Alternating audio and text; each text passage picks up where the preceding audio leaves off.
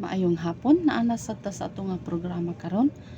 Atong andamon atong ballpen o notebook, no? Atong paghisgutan about sa dedication, about sa kana bitang bata bitaw nga ihalad ngadto sa Ginoo. Atong pamatud-an diri sa pulong sa Dios. Nag-ingon diri siya sa dedication children to God. So i-dedicate siya ngadto sa Ginoo. Diri sa Lucas, unsa may naa sa Lucas? Lucas chapter 2 verse 22 o 23. Ningon siya diri. Unya miabot ang adlaw nga si Jose ug si Maria maghalad na sa templo sa Jerusalem aron tumanon ang kasuguan ni Moses bahin sa pagpakahinlo sa babae nga bag-ong nanganak, ug gidala usab nila ang bata sa Jerusalem aron ididikar sa Ginoo. Ang gitawag din na mga higala didikar, no, ngadto sa Ginoo.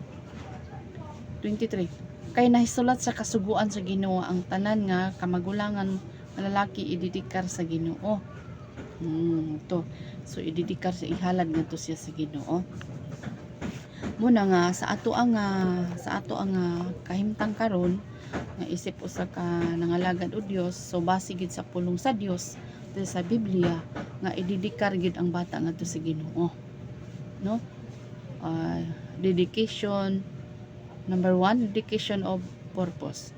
The dedication of a child is a transaction between the Lord and the parents. Take note ha.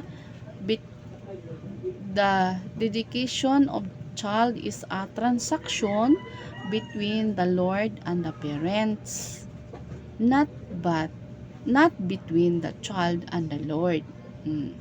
Dili daw kuno na between the child and the Lord, between the Lord and the parents. Number 2, teach our children God's words. So ato din tudluan ang atong mga anak sa pulong sa Ginoo. Ato sa atong pamatud-an sa pulong sa Ginoo diri sa Psalms 78. Unsay naa diri sa Psalms 78. Nag-ingon siya. Unsay ingon diri 78 verse 1 to 4. Unsay ingon siya? Mga katagilungsod pamati ninyo ang akong mga katudluan, akong mga katudluanan. Tudluan ko kamo pinaagi sa pagsambingay.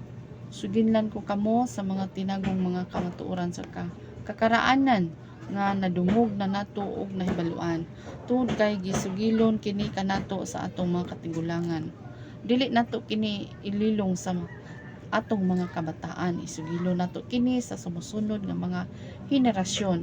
Suginlan nato sila sa gahom sa Ginoo og sa iyang dalaygon nga katingalahang mga buhat.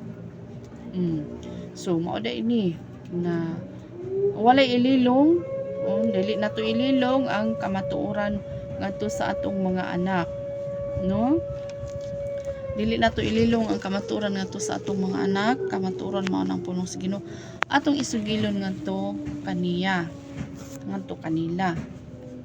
Tudluan ang mga bata sa pulong sa Ginoo. O kumusta man ka, mga ginikanan? Gitudluan ba nato ang atong mga anak sa pulong sa Dios? Mao ang pulong diha sa Biblia. Tugon ni siya sa Ginoo. God's great. Number 3, teach our children to trust God. So ato ding tudluan atong mga anak sa ngadto mo sa ligtas Ginoo. Pag-trust ngadto sa Ginoo. Number 4, teach our children to obey God. Ato din tudluan atong mga anak sa pag-obey ngadto sa Ginoo. No, sa may mga sugo sa Dios atong tudluan. No, gagmay pa gani ang mga kabataan ato na ginaipa naagi na siya magdako diya sa gitawag sa ingon nga sa matag buluhaton sa Ginoo ba. Ato gina sila ikabahin diyan dapita. Atong mapaanad ang mga kabataan, no? Prayer, una gini, prayer. Atong itudlo sa mga kabataan ng pag-prayer, no? Unsa man ang pag-prayer? Diri sa Romans chapter 12. Romans chapter 12 verse 12. Sige ingon dira. Romans 12 chapter 12. So unsa giingon diri? Nag-ingon sa diri.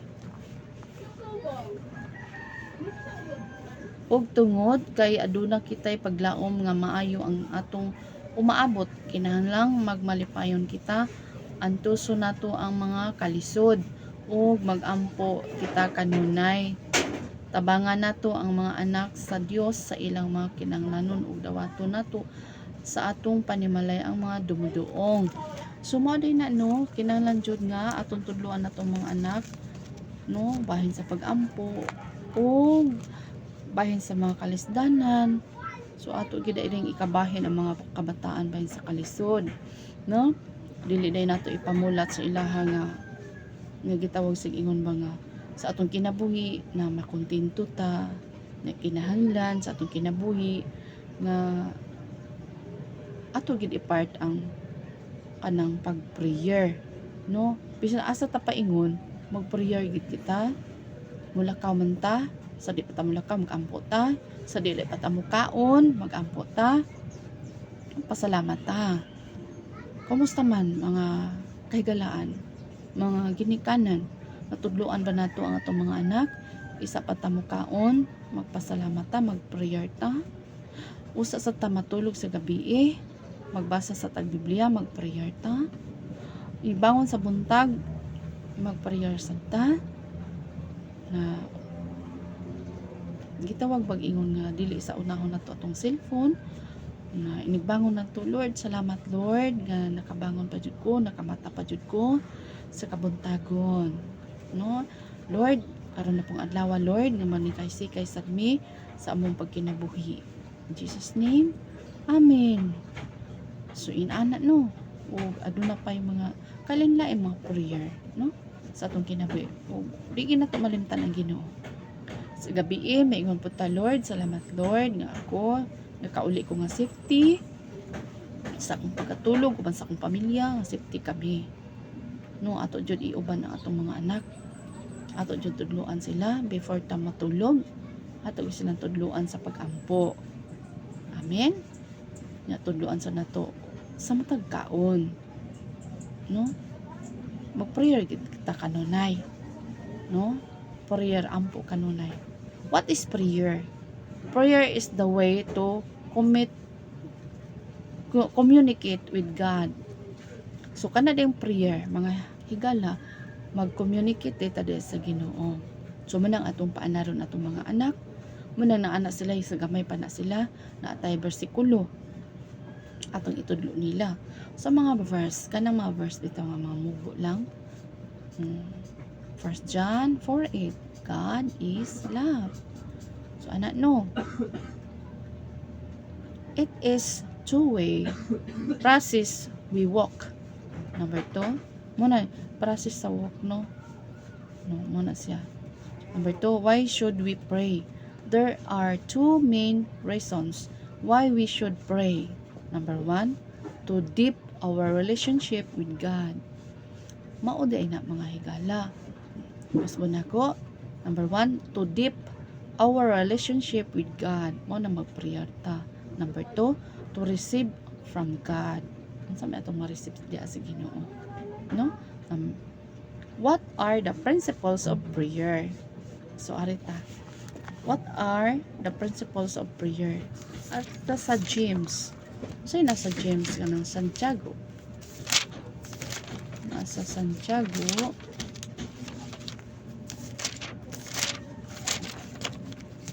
Okay. Ito sa Santiago 4. Santiago 4:8. Sina dia? 4:8. Duol kamo sa Dios ug ang Dios moduol kaninyo.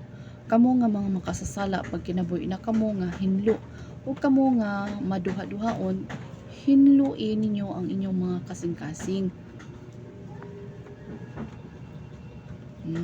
Sige ngon, moduol ta sa Ginoo o kinahanglan nga anang ato di ay manghayo kitag pasaylo kanunay sa Ginoo. Lord, pasaylo ako. Lord, anak, mahita pasaylo kanunay sa Ginoo. Na duol ta sa Ginoo. Exodus 33. Arta sa Exodus 33.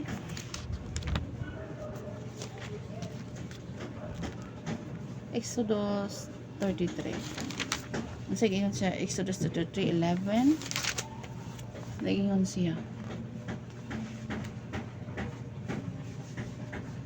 Kung makigsulti ang Ginoo kang Moses, mag-atubangay gayud sila sama sa managhigala nga nagsultihanay.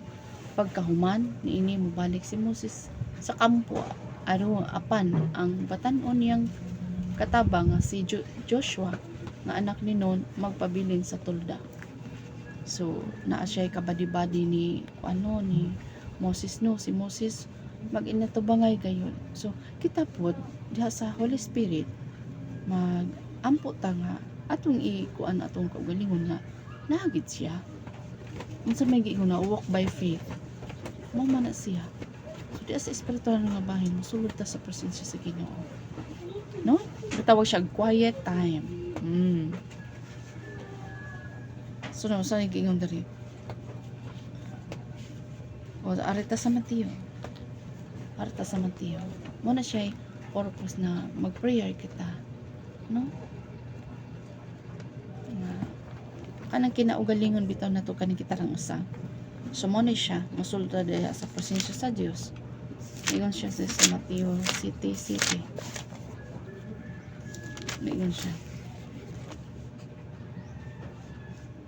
Pangayo kamo sa Dios ug hatagan niya kamo. Duol kamo kaniya ug tabangan kayo niya kamo. Pag-ampo kamo sa Dios ug tubagon niya kamo. So man siya no? Matthew City, pangayo kamo paghatagan, pangitag kamo makakaplag, o pagtuktok kamo pag-ablihan. Muna siya Matthew City.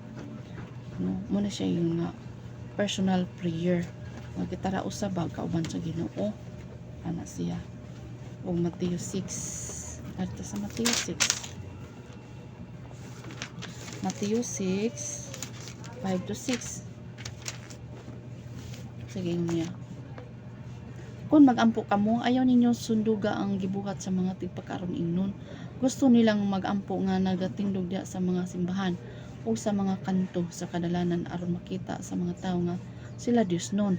Ang tinuod na dawat na nila ang ilang ganti. Busa wala na sila'y madawat pagikan sa Dios. So, muna mag-ampo ta sa kwarto, muna kitang usa kay man. Mao na siya nga kinahanglan nga mag-ampo kita diha dapitan no. So, salamat kay sa Ginoo. Sa atong kinabuhi, mag-prayer kita kauban sa Dios. No? Diya sa personal nga mga prayer. No? So, number 1, unsa gingon to? What are the principles of prayer? Mao na siya. Number 1, pray in secret. So, nato siya no, prayer in secret. Ato sa imong kwarto. Number 2, pray with a correct understanding of who God is. No? Kaila kita sa atong Ginoo ba? No? Number 3, pray with faith. Pag-ampo daw kuno nato, pray with faith nga nag-ampo ta nga naa jud siya. Pagtuo nga wala na to nakita. No? Dili kay to is to believe. Walk by faith and not by sight. Ano siya no? Ito sa Hebrew 11.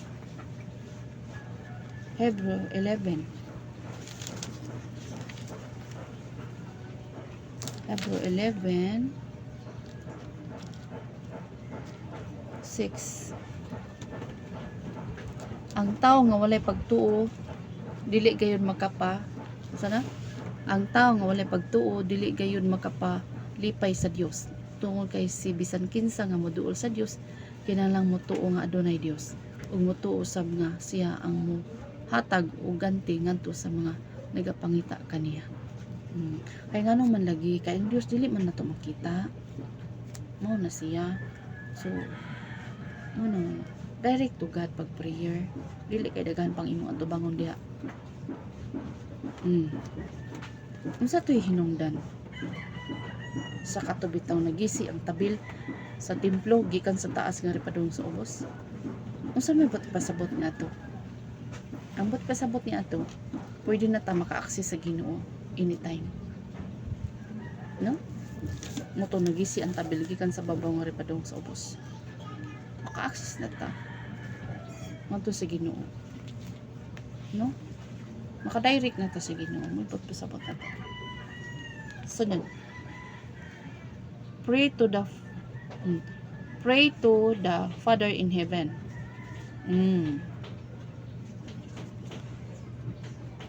Matthew 6 7-8. Wait ah.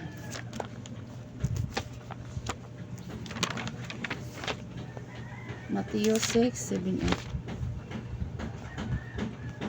Sige ingong diri.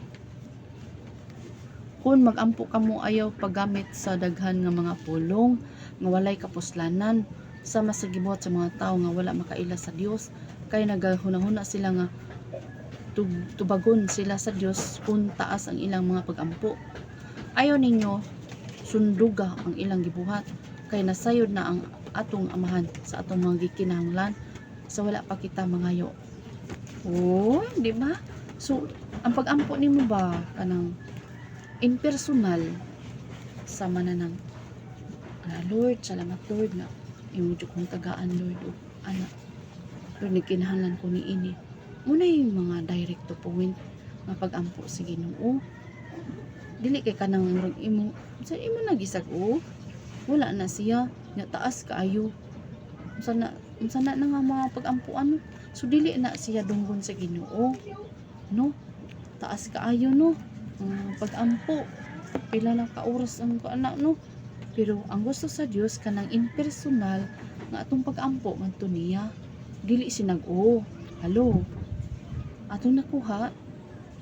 Kada bang mangindahay ta mga Lord, inaana ba nga prayer? Ano ba mga marayag ta sa Ginoo ba? No? Ano mga marayag ta sa Ginoo? Dili kay ato nang ginasag-ulo. Ginabalik-balik.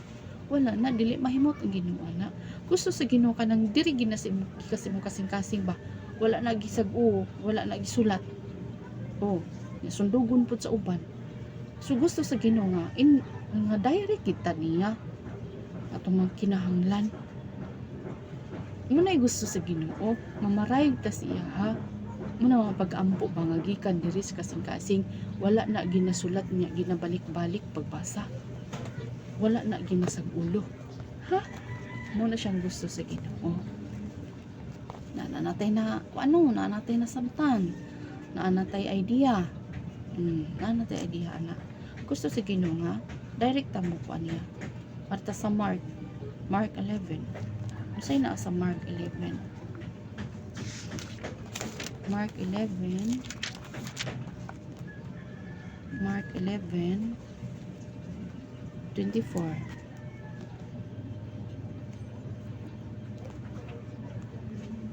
Busa sultihan ko kamo nga bisan unsa ang inyong pangayoon sa Dios pinaagi sa pagampo, tuoy nga nadawat na ninyo o madawat gayud ninyo kini.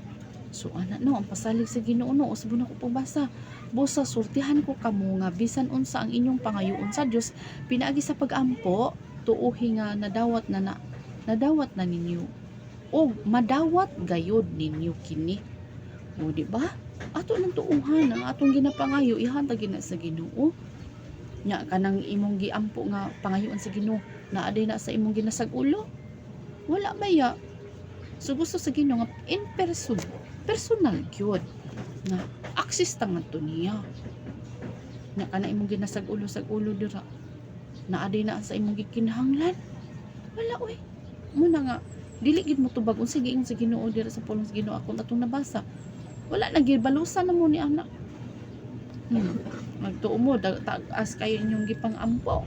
Unsa man pag-ampo ang ginasag-ulo. Dili na malipay ang Ginoo na. Gusto sa Dios nga kita mamaray kita niya. Direct kanto niya access. Anak no? In personal. Sunod. Nag-ingon sa diri. Mateo 9:29. Mateo 9:29.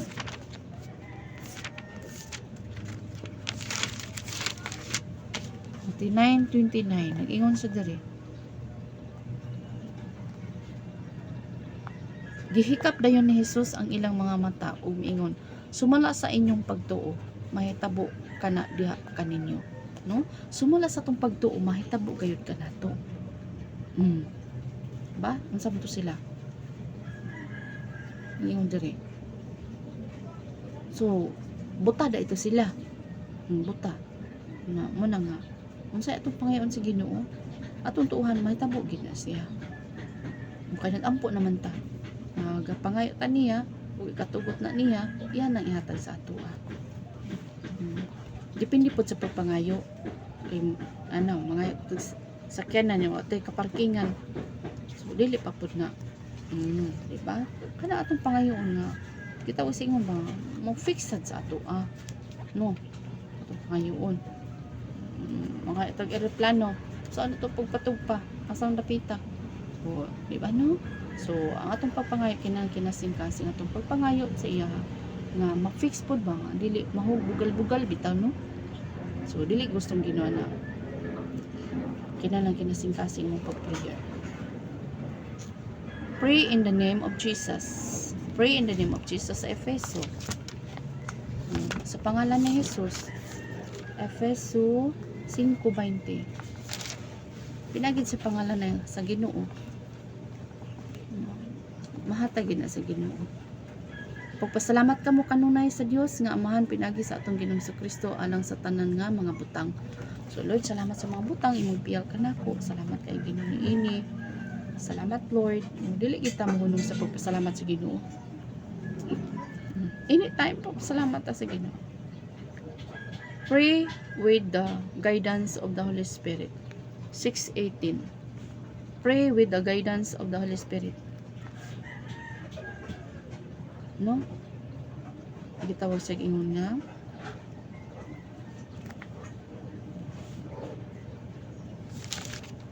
sa atong kinabuhi marita sa Efeso 6:18 o pag-ampo kamo kanunay nga tabangan kamo sa Dios pinagi sa Espiritu Santo ayaw gayud kamo pagpasagad kundili pagpadayon hinuon kamo sa pag-ampo ug ayaw ninyo kalimti sa pag-ampo ang mga kaliwatan mga katawhan sa Dios. So mag-ampo sa diayta dili kay mag-ampo ra pud diayta sa tong kaugalingon kundi anto pud ay sa katawan sa Ginoo. Mag-ampo sa ta.